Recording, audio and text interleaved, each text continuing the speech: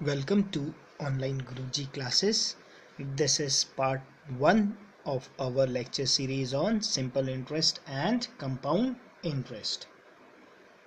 ठीक है, जो लोग इस लेक्चर को पहली बार देख रहे हैं उन लोगों को मैं बता दूं कि हम लोगों ने अभी तक मैथ्स पे बहुत सारे चैप्टर्स कवर कर लिए हैं.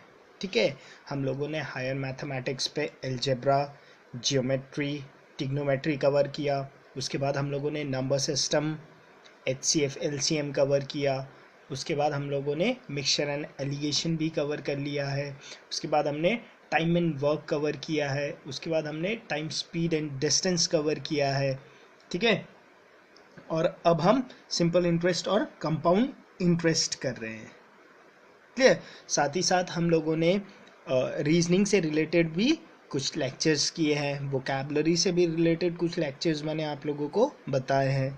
ठीक है, बाकी कौन से एग्ज़ाम्स के लिए किस तरह से प्रिपेयर करना है, क्या स्ट्रैटेजी आप लोगों ने फॉलो करनी है, कौन कौन सा बुक आप लोगों ने फॉलो करना है, वो भी मैंने आप लोगों को बताया है. क्लियर. ओके, आज के इस लेक्चर पे हाँ, एक और बात, जिन लोगों ने अभी तक मेरे फेसबुक के ग्रुप ऑनलाइन गुरुजी को ज्वाइन नहीं किया है उन लोगों से मैं रिक्वेस्ट करूंगा कि आप लोग मेरे फेसबुक के ग्रुप ऑनलाइन गुरुजी को ज्वाइन कर लीजिए. अगर फेसबुक का ग्रुप ज्वाइन करना आपके लिए पॉसिबल नहीं है तो आप लोग मेरे यूट्यूब के चैनल ऑनलाइन गुरुजी को भी सब्सक्राइब कर सकते हैं. क्लियर. ताकि क्या होगा, सब्सक्राइब करने या ग्रुप पे ज्वाइन करने के लिए मैं इसलिए आपको कहता हूँ ताकि ग्रुप या चैनल से रिलेटेड सारे अपडेट्स आप लोगों के पास रहें. क्लियर. फेसबुक के ग्रुप पे रहने से ये होगा कि आप लोगों को पता रहता है कि आप लोगों ने कौन सा लेक्चर अगला फॉलो करना है. ठीक है, उसी हिसाब से आप लोग भी अपनी स्ट्रैटेजी बना सकते हो. क्लियर. ओके, चलो आज के लेक्चर पे हम लोग जो टॉपिक डिस्कस करने जा रहे हैं that is your simple interest and compound interest. इसी पे हम लोग इंस्टॉलमेंट और डेब्ट के क्वेश्चन भी देखेंगे. क्लियर. और बहुत ही इंपॉर्टेंट टॉपिक है बैंक पीओ के कंसेप्ट ऑफ व्यू से भी. ठीक है, और बाकी एसएससी सीजीएल पे भी प्री पे आप लोग इस टॉपिक से 3 क्वेश्चन तक एक्सपेक्ट कर सकते हो और मेंस पे भी लगभग 3 या 4 क्वेश्चन आते हैं इस टॉपिक से हर बार.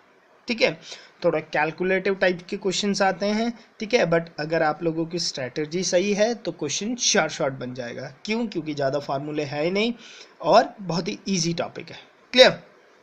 ओके, चलो सबसे पहले जो सिंपल इंटरेस्ट और कंपाउंड इंटरेस्ट में मैं आप लोगों को बता दूं प्रिंसिपल क्या होता है. ठीक है, 2-4 टर्म्स क्लियर कर देता हूं. आज के लेक्चर पे हम इसकी सारी थियोरी कर लेंगे. उसके बाद के लगभग 5 लेक्चर ही होंगे इस पे. ठीक है, 5 या 6 लेक्चर होंगे. ठीक है, उसके बाद हम लोग क्वेश्चंस इन थियोरी जो हम लोग डिस्कस करेंगे उससे रिलेटेड क्वेश्चंस कर लेंगे. क्लियर. ओके, प्रिंसिपल क्या होता है? Principal is the amount which you have. ठीक है, जो पैसा आपके पास है. क्लियर. मेरे पास कुछ पैसा है, दैट इज प्रिंसिपल. क्लियर. मूलधन जिसे कहते हैं हिंदी में, दैट इज प्रिंसिपल. ठीक है, प्रिंसिपल पे जब इंटरेस्ट लगता है, ठीक है, तो वो अमाउंट कहलाता है.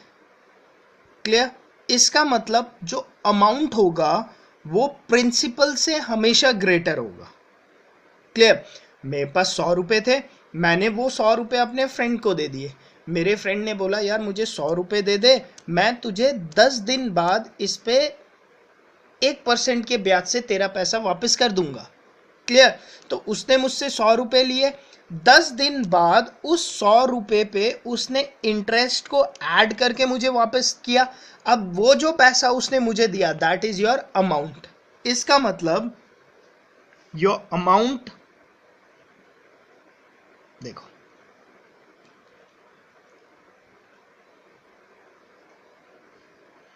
इसका मतलब जो अमाउंट होता है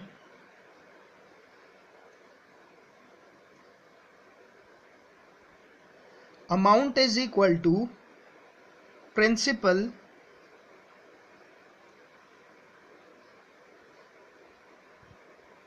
प्लस इंटरेस्ट।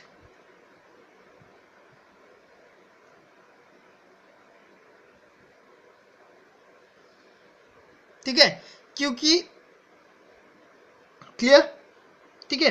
अब जो ये इंटरेस्ट है, ठीक है, इसका मतलब amount is equal to principal plus interest. अब जो ये इंटरेस्ट है, ये इंटरेस्ट दो टाइप के होते हैं।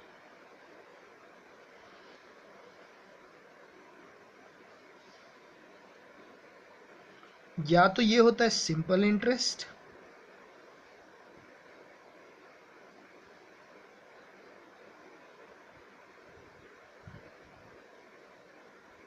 ठीक है, या तो ये होता है कंपाउंड इंटरेस्ट।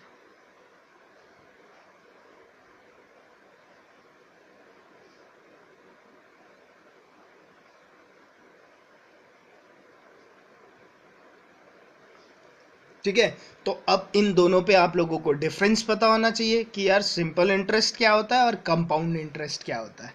ठीक है, सिंपल इंटरेस्ट के नीचे एक चीज यहीं पर नोट करके लिख लो, सिंपल इंटरेस्ट देखो SI से डिनोट करते हैं, रिमेन्स कांस्टेंट एवरी ईयर।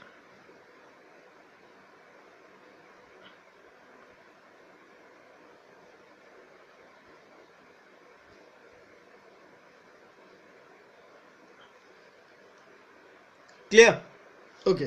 चलो इन दोनों में आप डिफरेंस जानने की कोशिश करते हैं कि सिंपल इंटरेस्ट और कंपाउंड इंटरेस्ट में एक्चुअल में डिफरेंस है क्या। क्लियर, देखो आप हो, आपके पास 100 रुपए है,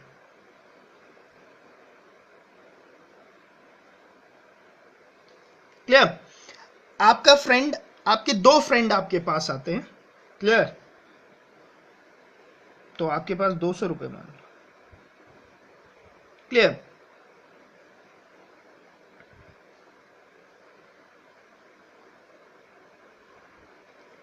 क्लियर, एक फ्रेंड बोलता है यार मुझे 100 रुपए चाहिए, दूसरा फ्रेंड भी बोलता है मुझे 100 रुपए चाहिए, तो आपने दोनों को 100 रुपए दे दिए।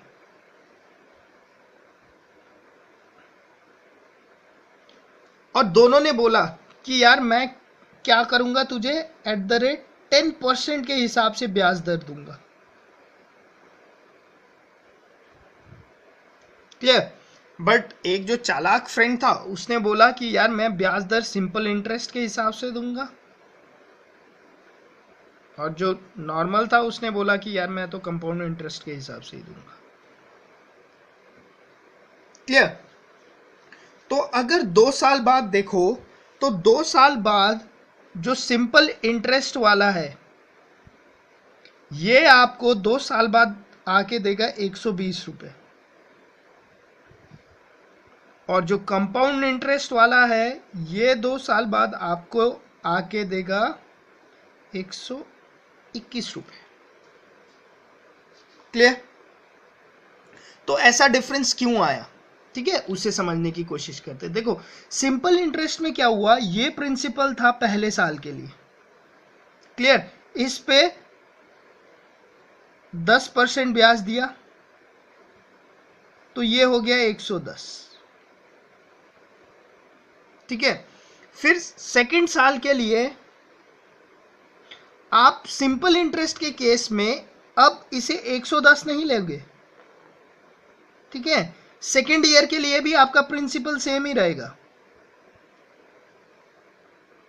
ठीक है। Simple interest remain constant every year, या तो आप इसे ऐसा भी लिख सकते हो, principal remain same.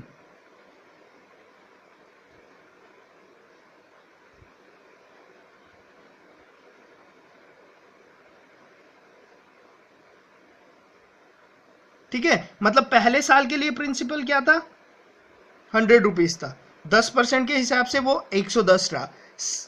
This is for first year, ठीक है। सेकेंड ईयर के लिए क्या रहा, प्रिंसिपल अभी भी वो 100 रुपए था, इंटरेस्ट कितना जनरेट हुआ, 10 रुपए और जनरेट हुआ, ठीक है, 10% के हिसाब से। तो अब कितना हो गया इंटरेस्ट, 110 तो था, इस पे ये बन गया आपका सेकेंड ईयर के लिए बन गया आपका 120 रुपए। क्लियर। जबकि कंपाउंड इंटरेस्ट के केस में ये कैसा चलता है, कंपाउंड इंटरेस्ट के केस में देखो ये ऐसा चलता है, 100 रुपए था,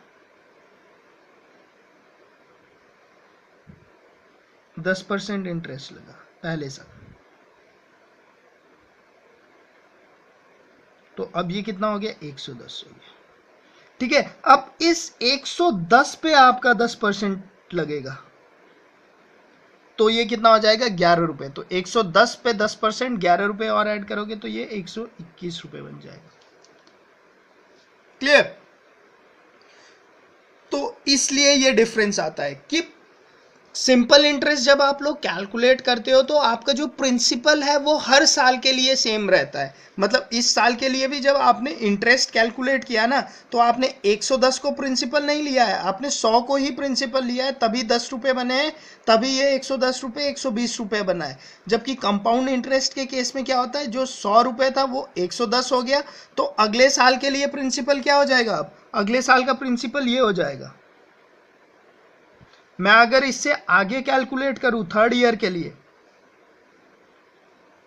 तो मेरा प्रिंसिपल क्या होगा, अभी भी ये 100 रुपए होगा सिंपल इंटरेस्ट के केस में, तो 10% के हिसाब से 10 रुपए ही जनरेट होगा, तो कितना हो जाएगा, ये 130 रुपए हो जाएगा। जबकि अगर कंपाउंड इंटरेस्ट का केस हो, तो कंपाउंड इंटरेस्ट के केस में अब ये प्रिंसिपल होगा, 10% के हिसाब से 12 रुपए 10 पैसे जनरेट होंगे। क्लियर। तो ये कितना हो जाएगा, ये 133 रुपए 10 पैसे हो जाएगा। क्लियर। तो ये डिफरेंस होता है सिंपल इंटरेस्ट और कंपाउंड इंटरेस्ट के केस में। क्लियर। बेसिक डिफरेंस ये है कि सिंपल इंटरेस्ट के केस में जो प्रिंसिपल होता है वो हर साल के लिए सेम ही आगे चलता रहता है, बट कंपाउंड इंटरेस्ट के केस में क्या होता है, प्रिंसिपल जो प्रीवियस ईयर का प्रिंसिपल, जैसे ये 100 है, ये 110 हुआ, अब आगे का जब आप लोगों ने इंटरेस्ट कैलकुलेट करना है तो ये 110 एज ए प्रिंसिपल काम करता है।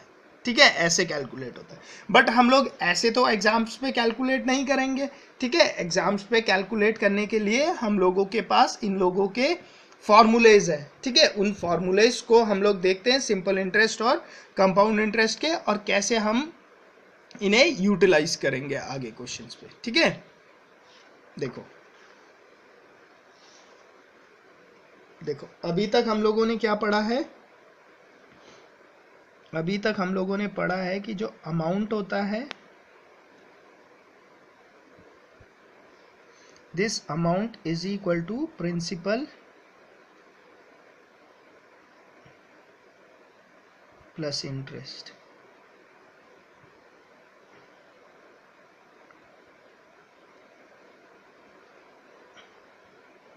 क्लियर। उसके बाद मैंने आप लोगों को बताया कि जो ये इंटरेस्ट है ये दो टाइप के होंगे, सिंपल इंटरेस्ट और कंपाउंड इंटरेस्ट।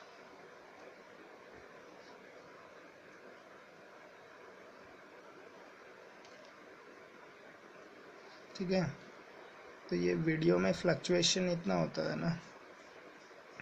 ओके,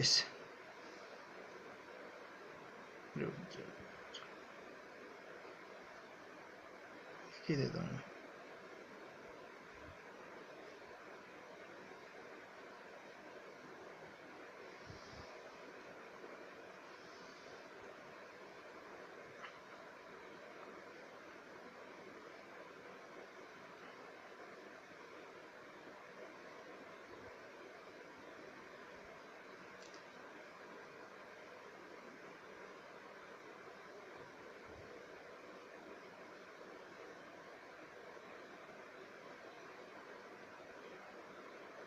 ठीक है, अब देखो जो सिंपल इंटरेस्ट को कैलकुलेट करने का फॉर्मूला है, that is your simple interest is equal to P into R into T upon 100। ठीक है, simple interest is P into R into T upon 100। Clear. देखो यहाँ पे P क्या है? P इज प्रिंसिपल, R क्या है? R is rate of interest.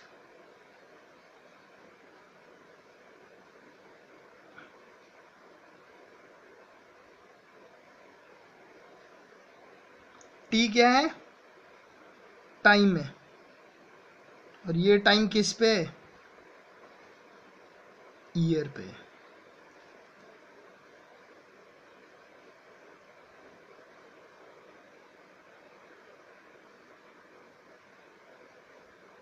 ठीक है, ओके। देखो कभी कभी वो क्या करेगा, इस टाइम को मंथ पे दे देगा।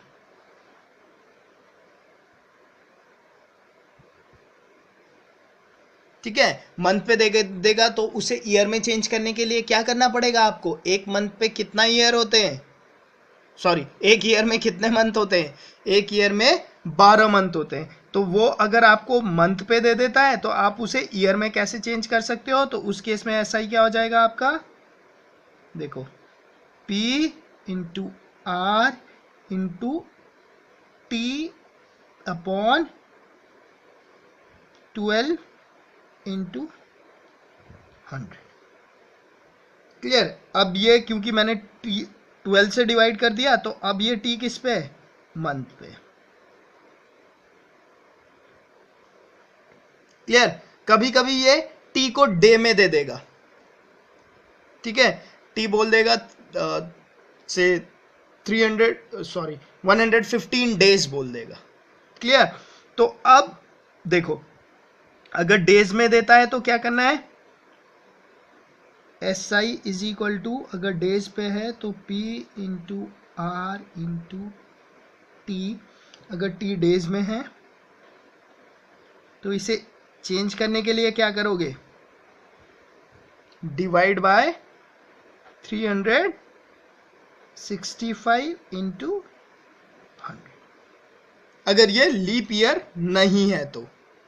क्लियर? अगर वो मेंशन कर दे कि जो ईयर गिवन है, वो जो डे गिवन है से 15 डेज गिवन है और ये 15 डेज लीप ईयर का डे है, तो 365 के जगह 366 करना पड़ेगा, क्योंकि लीप ईयर में कितने डे होते हैं? लीप ईयर में 366 डेज होते हैं। क्लियर? वो वहां तक नहीं पूछता, बस इतना याद रख लो आप लोग। क्लियर? ओके, ठीक है, ये सिंपल इंटरेस्ट के इतने फॉर्मूले यूज होते हैं। ठीक है, अच्छा कंपाउंड इंटरेस्ट की बात करूं तो कंपाउंड इंटरेस्ट के केस में हम लोग जनरली डायरेक्ट कंपाउंड इंटरेस्ट ना कैलकुलेट करके हम लोग क्या कैलकुलेट करते हैं? अमाउंट। ठीक है, और अमाउंट किसके बराबर होता है? अमाउंट होता है प्रिंसिपल 1 प्लस R बाय 100 की पावर n। क्लियर? तो मैं इस a को यहां पर रख देता हूं। ठीक है, तो मेरे पास क्या आ जाता है? देखो इसे सॉल्व करके तो ये आ जाएगा a amount, a is equal to P plus I है, आपको पता है P प्लस आई, आई क्या यहाँ पे CI है, कंपाउंड इंटरेस्ट की बात हो रही है। ठीक है, तो अमाउंट कितना है in case of compound interest? P 1 plus R upon 100 की power n is equal to P plus CI। ठीक है, तो यहां से क्या आ जाएगा मेरा? CI कितना आ जाएगा? CI इज इक्वल टू, ये यहां पर गया P कॉमन ले लिया मैंने, फिर 1 प्लस R बाय 100 की पावर n माइनस 1, ये हो जाएगा कंपाउंड इंटरेस्ट। क्लियर? तो अमाउंट आप लोगों को पता हो तो आप लोगों को पता है amount is equal to principal plus compound interest, amount is equal to principal plus simple interest. ठीक है, और सिंपल इंटरेस्ट का तो डायरेक्ट फार्मूला है, बट कंपाउंड इंटरेस्ट के लिए क्या होगा? आपको अमाउंट का फार्मूला पता होता है in case of compound interest, तो वहां से फिर आप CI को निकालते हो प्रिंसिपल को माइनस करके। ठीक है, तो यहां पर क्या प्रॉब्लम होती है? यहां पर जो ये R है ना, रेट ऑफ इंटरेस्ट,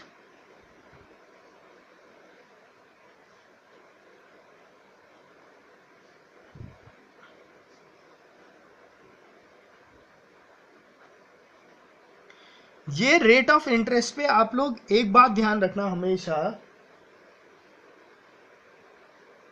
कि ये जो फैक्टर होता है दिस, ये हमेशा आर एन ही रहना चाहिए।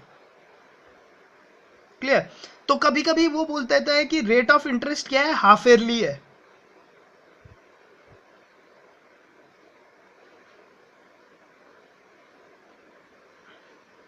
रेट ऑफ इंटरेस्ट क्या है, हाफ ईयरली है। तो उस केस में अमाउंट क्या हो जाएगा आपका, देखो आपका अमाउंट हो जाएगा principal plus rate of interest half yearly है तो R/2 अपॉन 100, ठीक है। और यहां पर n, आपको पता है इन दोनों का प्रोडक्ट क्या होना चाहिए, Rn ही होना चाहिए। तो ये R/2 है तो इसे Rn होने के लिए मुझे यहाँ पर 2n लगाना पड़ेगा, तभी तो ये 2 कैंसिल होगा और ये क्या आएगा, इस केस में भी Rn ही आएगा अगर इसे मल्टीप्लाई करो।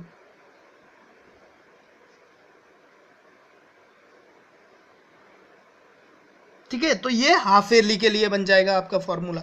ठीक है, इसी फॉर्मूले को कभी कभी क्वार्टरली वाले क्वेश्चन पे भी वो पूछ लेता है। क्वार्टरली मतलब 1/4।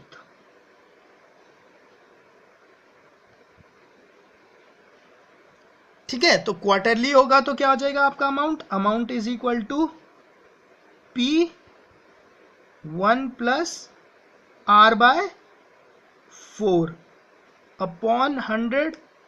और यहां पर अब क्या होगा, इसे Rn होने के लिए ये n क्या इस पे चेंज हो जाएगा, 4n पे, 4 कैंसिल आउट, Rn रहेगा।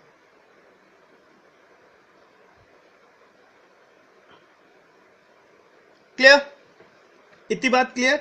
सिंपल इंटरेस्ट के फॉर्मूले is clear. Simple interest is nothing but P into R into T upon 100। T yearly पे, जब T मंथ पे होगा तो मंथ को ईयर में चेंज कर लोगे, डिवाइड बाय 12 कर दोगे। T जब डेज में होगा तो उसे डिवाइड बाय 365 कर दोगे। क्लियर? कंपाउंड इंटरेस्ट में डायरेक्ट कंपाउंड इंटरेस्ट ना निकाल के हम लोग क्या निकालते हैं, पहले अमाउंट निकालते हैं। अमाउंट निकालना थोड़ा सिंपल रहता है। ठीक है, तो मुझे पता है अमाउंट इज इक्वल टू क्या होगा, प्रिंसिपल 1 प्लस R/100 की पावर n, और Rn का फैक्टर क्या होगा, हमेशा Rn ही रहना चाहिए। ठीक है, जब हाफ ईयरली हो जाएगा तो रेट ऑफ इंटरेस्ट क्या हो जाएगा, आधा हो जाएगा, R/2। तो वो n को अब क्या हो जाना पड़ेगा, 2 टाइम्स हो जाना पड़ेगा, 2n होना पड़ेगा, तभी ये Rn आएगा।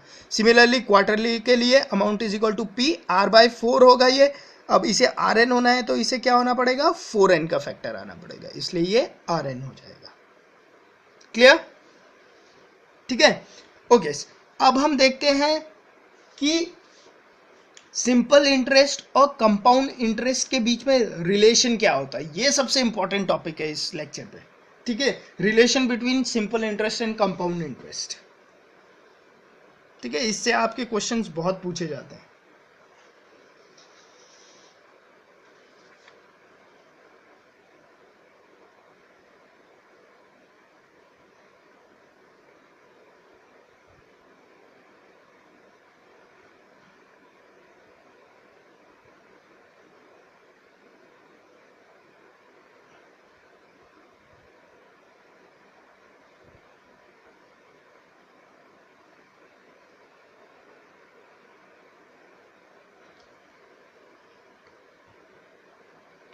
ठीक है, इस पे आप 2 कैटेगरी में आप लोग कर सकते हैं इसे।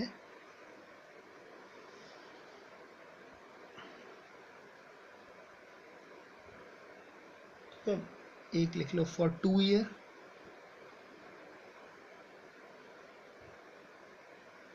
और एक लिख लो आप फॉर 3 ईयर। इससे ऊपर नहीं पहुंचेगा। और फॉर 1 ईयर क्या होगा, अच्छा ऐसे ही ये भी देख लो।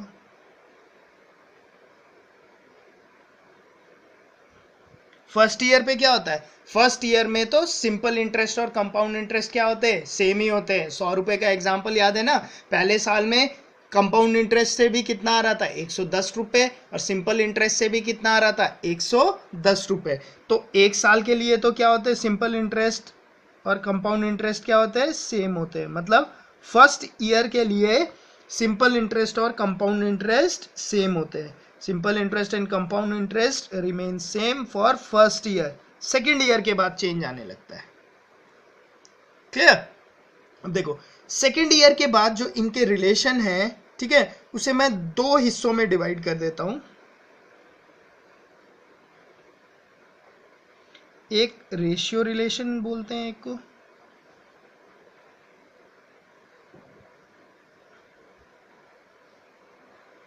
एक को बोलते हैं डिफरेंस रिलेशन।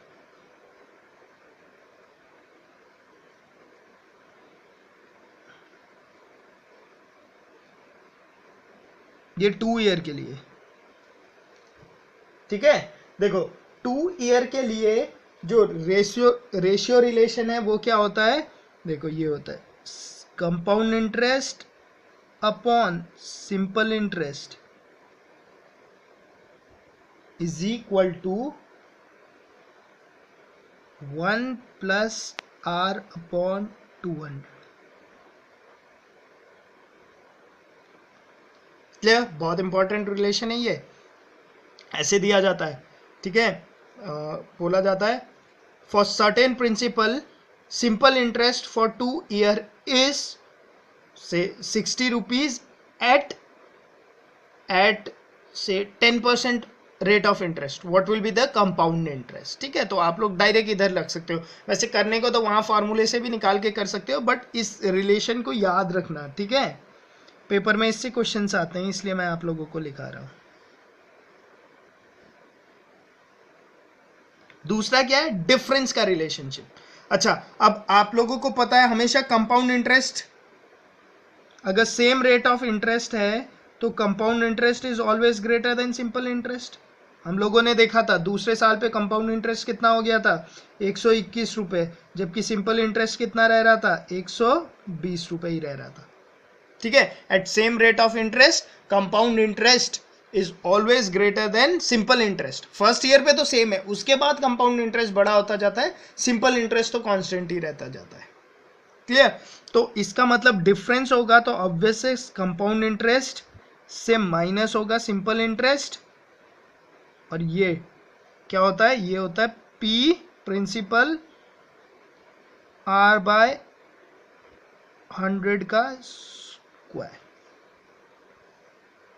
ठीक है। डिफरेंस इसे क्या बोलेंगे, difference between compound interest and simple interest for 2 year, 2 year के लिए है ये वैलिड दोनों फॉर्मूले, ठीक है। Difference between simple interest and compound interest for 2 year is equal to P R by 100 का whole square. Super important formula, हर साल क्वेश्चन पूछे जाते हैं सिंपल से। अगर ये फॉर्मूला ना पता हो आप लोगों को तो क्वेश्चन को करने में काफी टाइम लग सकता है। ये बहुत ही इंपॉर्टेंट फॉर्मूला है आप लोगों के लिए, मतलब सुपर इंपॉर्टेंट फॉर्मूला, ठीक है।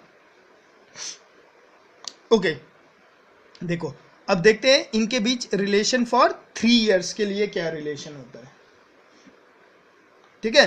3 ईयर के लिए क्या होता है, रेशियो का कोई रिलेशन नहीं होता, सिर्फ डिफरेंस वाला रिलेशन होता है। क्लियर? खाली डिफरेंस का रिलेशन रह जाता है।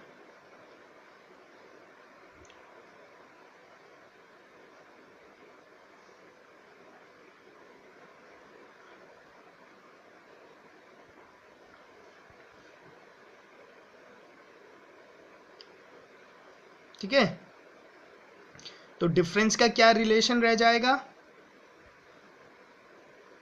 देखो डिफरेंस ये रह जाता है compound interest minus simple interest is equal to P R by 100 का होल स्क्वायर, ब्रैकेट, एक एक्स्ट्रा ब्रैकेट और लग जाता है यहाँ पर, ठीक है, और यहाँ पर आता है R बाय 100 प्लस 3।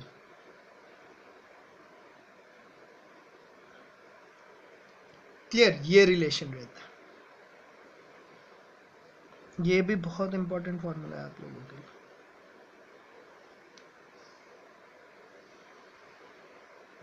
ठीक है, ये वाला फैक्टर जो है, ये वाला फैक्टर एक्स्ट्रा आ रहा है। क्लियर? R बाय 100 प्लस 3, ये वाला फैक्टर एक एक्स्ट्रा फैक्टर आ रहा है इस केस पे, ठीक है। ठीक है, तो हम लोगों ने क्या क्या देखा? हम लोगों ने देखा कि जो अमाउंट होता है वो हमेशा प्रिंसिपल से बड़ा होता है। क्यों? क्योंकि प्रिंसिपल पे जब हमें इंटरेस्ट मिलता है तो वो जाके अमाउंट कहलाता है। उसके बाद हम लोगों ने देखा इंटरेस्ट दो टाइप के होते हैं, one is your simple interest और कंपाउंड इंटरेस्ट। उसके बाद हम लोगों ने इन दोनों पे डिफ्रेंशिएट करने की कोशिश की, ठीक है, जितना भी कर पाए हम लोग डिफ्रेंशिएट। ठीक है, मैंने बोला simple interest remains constant throughout the year and in case of simple interest principal for every year will remain same. Clear? चाहे मुझे 5 साल के बाद भी निकालना है तो मेरा प्रिंसिपल वही रहता है हर साल। कंपाउंड इंटरेस्ट के केस पे हम लोगों ने देखा कि प्रिंसिपल क्या होता है, हर साल चेंज होता जाता है। नोट डाल के वहां पर एक पॉइंट हम लोगों ने ये भी लिखा कि सिंपल इंटरेस्ट और compound interest for first year remain same. ठीक है, वो बात मैंने यहां पर रिलेशन पे भी लिखा दिया आप लोगों को। For 1 year simple interest is equal to your compound interest. Clear? उसके बाद हम लोगों ने पढ़ा कि जो सिंपल इंटरेस्ट है that is your equal to P into R into T upon 100। मैंने बोला ये जो T है यहां पर ये ईयरली है, अगर T मंथली पे हो जाए तो उसे मुझे ईयरली पे कन्वर्ट करना पड़ेगा, डिवाइड बाय 12, क्योंकि एक साल में 12 महीने हैं। क्लियर? तो उस केस में क्या हो जाएगा, P into R into T upon 12 into 100। उसके बाद देखा हमने डे वाला केस। क्लियर? उसके बाद हम लोग आ गए कंपाउंड इंटरेस्ट पे। मैंने बोला कंपाउंड इंटरेस्ट के केस में हम लोग जनरली क्या निकालते हैं, पहले अमाउंट निकाल लेते हैं। क्लियर? हमने बोला अमाउंट क्या होता है, हमने बोला in case of compound interest amount is equal to principal 1 plus R upon 100 की पावर n। n क्या है यहाँ पर, नंबर ऑफ ईयर्स। r क्या है, रेट ऑफ इंटरेस्ट। अब मैंने एक और बात बताई, जो आर एन है ये हमेशा आर एन ही रहेगा, चाहे rate of interest half yearly हो जाए, चाहे रेट ऑफ इंटरेस्ट क्वार्टरली हो जाए। क्लियर? उसके बाद मैंने बताया आप लोगों को हाफ ईयरली वाला केस, जहां पर रेट ऑफ इंटरेस्ट क्या हो जाएगा, हाफ ईयरली होने के कारण r बाय 2 हाफ ईयरली हो जाएगा। तो वो जो n है ऊपर, वो n अब किस पे हो जाएगा कन्वर्ट, 2n पे हो जाएगा। क्यों? क्योंकि जो ये प्रोडक्ट है r और n वाला, इसे हमेशा rn रहना है। क्लियर? वैसे क्वार्टरली के केस में जो r है वो r बाय 4 पे चेंज हो जाएगा। क्लियर? तो n जो है, अब n किस पे चेंज हो जाएगा, n चेंज हो जाएगा आपका 4n पे, ताकि जब आप इन्हें दोनों को मल्टीप्लाई करें तो वो rn ही रहे। क्लियर? ओके। उसके बाद हम लोगों ने ये रिलेशन देखा, हमने बोला कि फॉर फर्स्ट ईयर के लिए simple interest is equal to compound interest. मैंने बोला फॉर 2 ईयर्स के लिए मैंने बोला कि दो रिलेशन है, एक रेशियो का रिलेशन है, एक डिफरेंस का रिलेशन है। रेशियो का रिलेशन क्या है, compound interest upon simple interest is equal to 1 plus R upon 200। Clear? Difference के लिए मैंने बोला, मुझे पता है कि कंपाउंड इंटरेस्ट 2 साल पे कंपाउंड इंटरेस्ट सिंपल इंटरेस्ट से ज्यादा हो जाएगा, तो compound interest minus simple interest ये किसके बराबर हो जाएगा, P R बाय 100 का होल स्क्वायर। और 3 साल के लिए क्या होगा, 3 साल के लिए मैंने आप लोगों को बोला कि 3 साल के केस में रेशियो का तो कोई रिलेशन नहीं है, बट डिफरेंस का रिलेशन है। डिफरेंस का रिलेशन क्या है, जो सेकेंड ईयर तक है वो तो पूरा है ही है, बट एक और फैक्टर उसके साथ जुड़ गया। वो फैक्टर क्या जुड़ा है, R by 100 plus 3। Clear? Okay. इस लेक्चर पे बेसिकली हम लोगों ने सिंपल इंटरेस्ट और कंपाउंड इंटरेस्ट की सारी थ्योरी डिस्कस कर ली, ताकि जब मैं आप लोगों को क्वेश्चंस कराऊं तो उस टाइम पे इंडिविजुअली थ्योरी मुझे डिस्कस ना करनी पड़े। क्लियर? अब ऐसा करेंगे, अब 3-4 लेक्चर तक, इसके बाद के आई गेस 3 या 4 लेक्चर, टोटल 3 या 4 लेक्चर तक हम लोग क्वेश्चंस करेंगे। उसके बाद हम लोग इस चैप्टर के जो दूसरा कंसेप्ट है, इंस्टॉलमेंट के कंसेप्ट है, उस कंसेप्ट्स को सीखेंगे और उससे रिलेटेड क्वेश्चंस भी करेंगे। ठीक है? आज today is your Thursday, Friday, Saturday, Sunday. ठीक है, संडे तक ये टॉपिक आई गेस फिनिश हो जाएगा। क्लियर। उसके बाद देखेंगे कि मैथ्स का कौन सा टॉपिक करते हैं हम लोग, ठीक है। Okay fine. अगर आप लोगों को लेक्चर पसंद आया है तो प्लीज़ लेक्चर को लाइक पक्का कीजिए, ठीक है। अगर आप लोगों को कोई प्रॉब्लम है लेक्चर में तो कमेंट पे उसे पक्का से लिखिए, ठीक है। मैं आप लोगों के कमेंट्स रेगुलरली पढ़ता हूँ और आपके कमेंट्स को पढ़ के ही मैं अपने लेक्चर पे इम्प्रूवमेंट करता रहता हूँ, ठीक है। तो अगर आप लोगों को कोई प्रॉब्लम्स है तो उसे कमेंट पे पक्का लिखिए। अगर अच्छा लगा है लेक्चर, आप लोगों को पूरा लेक्चर समझ में आया है तो वो भी लिखिए, ठीक है। और ज़्यादा से ज़्यादा अपने फ्रेंड्स लोगों के साथ वीडियो को शेयर कीजिए और मेहनत करते रहिए, ठीक है। जितना आप लोग प्रैक्टिस करोगे उतनी ही अच्छी आप लोगों की स्पीड बनती जाती है, ठीक है। फेसबुक पे बच्चे मुझसे ये क्वेश्चंस पूछते रहते हैं कि सर मुझे 40 प्लस स्कोर करना है, मुझे क्या करना चाहिए, ठीक है। एक ही जवाब है, आपको प्रैक्टिस करना चाहिए। जितना आप लोग प्रैक्टिस करोगे, जितना आप लोग प्रैक्टिस करोगे, ट्रस्ट में उतनी ही ज़्यादा आप लोगों की स्पीड बनती जाएगी, उतनी ही आपकी एक्यूरेसी बनती जाएगी, ठीक है। और ये एक लॉन्ग टर्म प्रोसेस है, ठीक है। एक दिन प्रैक्टिस करके ये मत सोचना कि आप लोग 40 प्लस स्कोर कर लोगे, ठीक है।